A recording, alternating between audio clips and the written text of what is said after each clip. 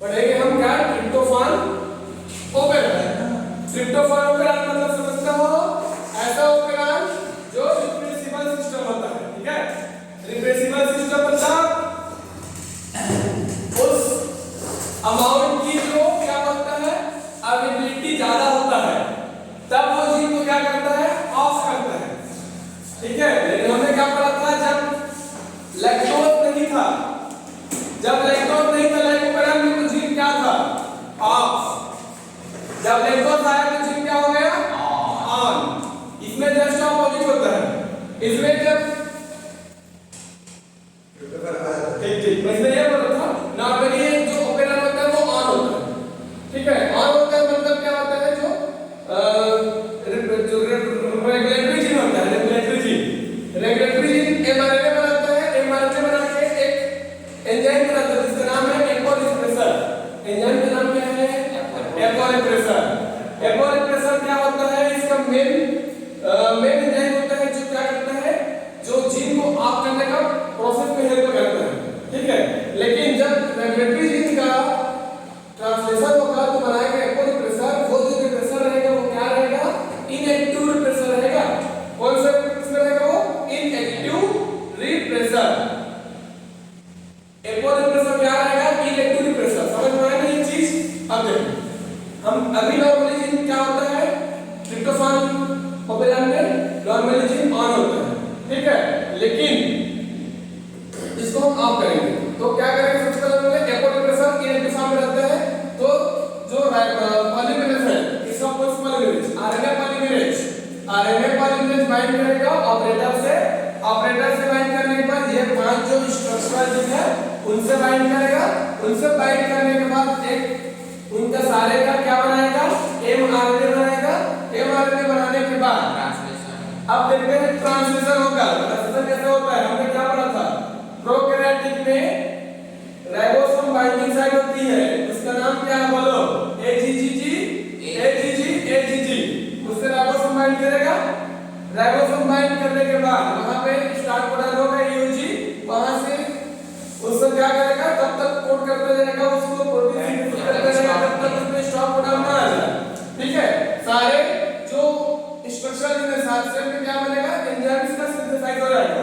ठीक है, तो ऐसा जो एंजाइम है प्रोटीन ED एक साथ उसको बोलेंगे एंजाइम 1। एंजाइम जो जीन D होता है ठीक उसको बोलते हैं एंजाइम 2 और BA जो होता है वो बनाएगा एंजाइम जिसको हम कॉम्प्लेक्स में बोलेंगे E3 एंजाइम। ये एंजाइम क्या करेगा फंक्शन करेगा और फंक्शन करके क्या बनाएगा ये ट्रिप्टोफान बनाएगा। कैसे बनाएगा उसको देखते हैं। जो सेल होता है बैक्टीरिया सेल में क्या होता है कोरेस्मिक एसिड पहले से होता है। समझ में ना बैक्टीरिया के सेल में कोरेस्मिक एसिड पहले से होता है।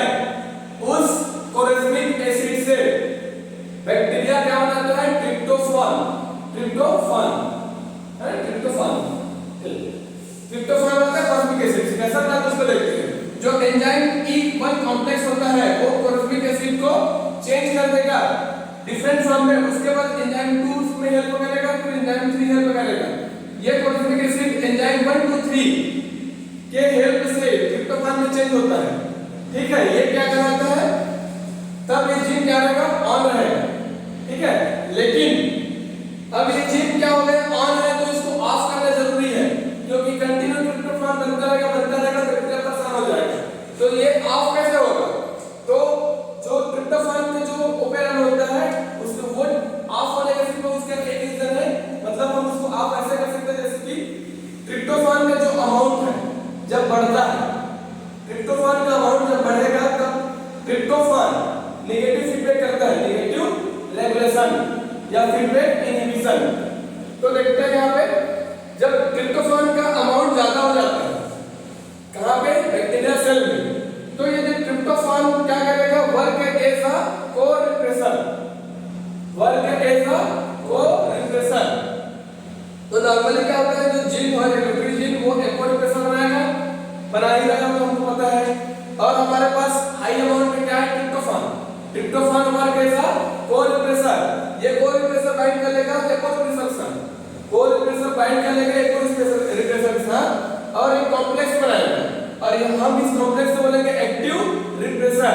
और ये एक्टिव रिप्रेसर बाइंड करेगा ऑपरेटर जीन से, ऑपरेटर जीन से बाइंड कर लेगा तो फिर हमारे जो आरएनए पॉलीमरेज है वो आगे बाकी जो स्ट्रक्चर है उसका ट्रांसक्रिप्शन नहीं कर पाएगा। जब ट्रांसक्रिप्शन नहीं होगा तो ट्रांसलेशन नहीं होगा, ट्रांसलेशन नहीं होगा तो ऑपरेरन ऑफ हो जाएगा, ऑपरेरन ऑफ हो जाएगा कहने का मतलब ये है जीन ऑफ हो जाएगा। फिर से एक बार देखते हैं लैक्टोज में क्या होता है। लैक्टोज में बाहर से अगर मीडिया में डालते हैं तब जीन ऑन होता है, नॉर्मली जीन ऑफ होता है। लेकिन इसमें क्या होता है, जीन ऑफ करने के लिए जो ट्रिप्टोफान का जो अमाउंट जब बैक्टीरिया के सेल में जब बढ़ जाता है तब जो वही ट्रिप्टोफान फीडबैक इनहिबिशन करके या नेगेटिव फीडबैक करके क्या करता है वो एपोरिप्रेसर से बाइंड कर लेता है। किससे बाइंड कर लेता है? एपोरिप्रेसर से, ठीक है। और बनाता है कॉम्प्लेक्स, और ये जो कॉम्प्लेक्स है एपोरिप्रेसर और कोरिप्रेसर, कोरिप्रेसर मतलब ट्रिप्टोफान, ये जो कॉम्प्लेक्स है वो बाइंड कर लेगा ऑपरेटर जीन से। ऑपरेटर जीन से बाइंड करने के बाद हम सबको पता है क्या होने वाला है, जीन ऑफ हो जाएगा। अगर समझ नहीं आ रहा तो पूछ लो। आगे